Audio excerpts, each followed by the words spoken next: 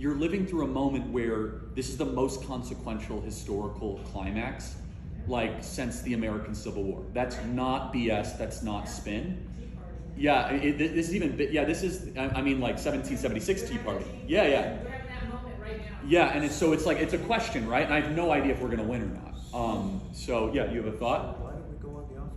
We're trying, man. So that's a good question. I like what you're the only one that I see. Well, it's because thank you, and I'm not the only one. But let me tell you why.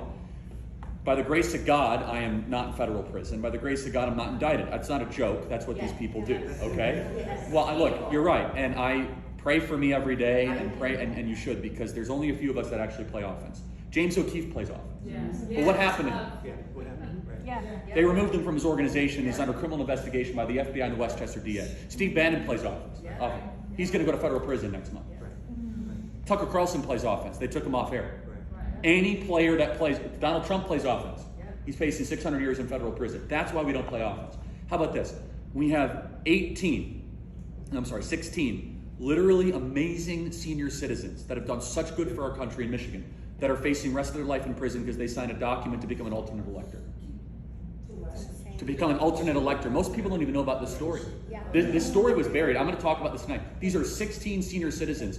I'll tell you about Rose Rook, 81 years old, from Paw Paw, Michigan. She signed a piece of paper to become an alternate elector, her constitutional right with historical precedent. She's facing 120 years in federal prison. 81 years old, she has $30,000 to her name, and her husband died 10 years ago. And the Michigan AG is trying to show her as a domestic terrorist. She can't defend herself. The whole weight of the world is, the cruelty is the point. We are dealing with savages. This is not normal. This is culture revolution time. Like, they are eating the country from within. The problem is they preempt us against offense, but that is not an excuse. We all have to play offense. We have to take the initiative. But here's the thing, we are not good offensive players. I'll prove it to you. That's absolutely right. Because conservatives definitionally are defensive. We are conserving against their offense, right? So like by our temperament is to build businesses and churches and be agreeable. Our temperament, we don't think like revolutionaries. Well, we got to change that. Some of us do. I know, but Not enough. my next book is literally called Right-Wing Revolution. Like, I'm trying to make people think in a way where we're trying to stop their refounding of America. Here's the good news. If you want like the good news of all this, the founders have given us this unbelievable opportunity. The fact that we still have some semblance of a constitution gives us hope. Like, if we did not have the founders, God bless them. Like, I'll give you an example, the Electoral College. If it was not for the Electoral College, this is game, set, match, we're done. Now we have a chance, right? A collection of states. It's still going to be very hard, right? But there's still hope, is what I'm saying. There's a roadmap. The founders saw this. They were like, we're going to make it really hard, not impossible, really hard to destroy this place, right? They put so many checks and balances in that think about how much we've survived, right? The fact that we still have fight, and honestly, it's a gift from Madison, Hamilton, and Jay of how they saw this, right? Like I tell people, the North Star is our founding fathers. The North Star is our own documents. The North Star is the Declaration of the Constitution. Like, that's what we're trying to get back to. We're trying to defend that. I want to win. No, but I want to win. But why do you think we will win? I believe in the spirit of the human, just the humanness of that. We will step up when we have to step So up. this is so interesting. I totally disagree because, and let me tell you, I got in a debate with an atheist. So and it ties to this. Like, he said, okay, Charlie, I can't believe in God after the Holocaust. And I said, I can't believe in humanity after the Holocaust. Yeah. I said, I still believe in God. I've lost all faith in humans. Mm-hmm. So I want you to think about that, right? I have zero faith in humanity. But look what humans did to Christ. Yes, I mean, they didn't stop Mao, they didn't stop Hitler, they didn't stop Mussolini, they didn't stop, I'm not saying, you might be right. I'm an optimist. But I am too, but I don't do hopium, right? I don't do hope, and opium feels good, it's really bad for you. I'm right in the middle. I'm like, we could win triumphantly, or this could get really bad. And I'm just being honest. Like, I don't think what I'm getting at, and I'm not trying to, we're having fun, right?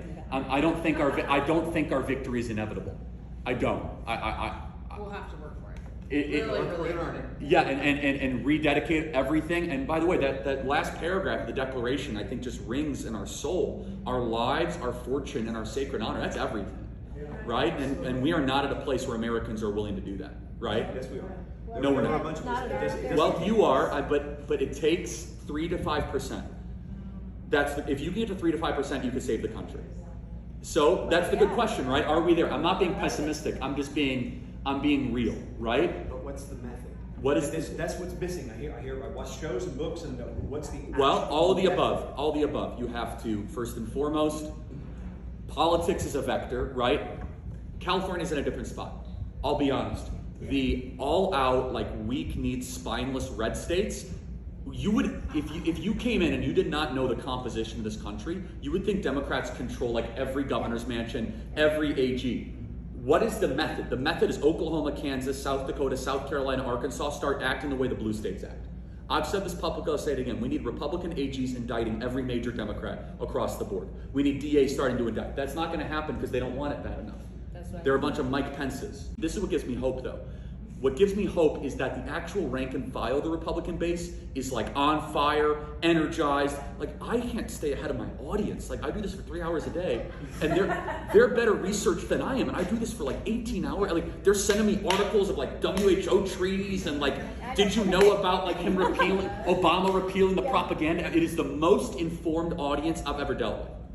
That's like a massive shot in the arm of optimism, right? That shows that good things are happening. What drives me nuts, and we got to change it, is our leaders are so disconnected from the voters. And California is its own thing. Let's just talk about the 10 reddest states in the country, right? South and North Dakota, Kansas, Oklahoma, forget Texas, like Arkansas, Alabama, Mississippi. Like we should be waging all-out war against the left on these states. And we're not. Like, we're kind of like, well, I hope it gets better.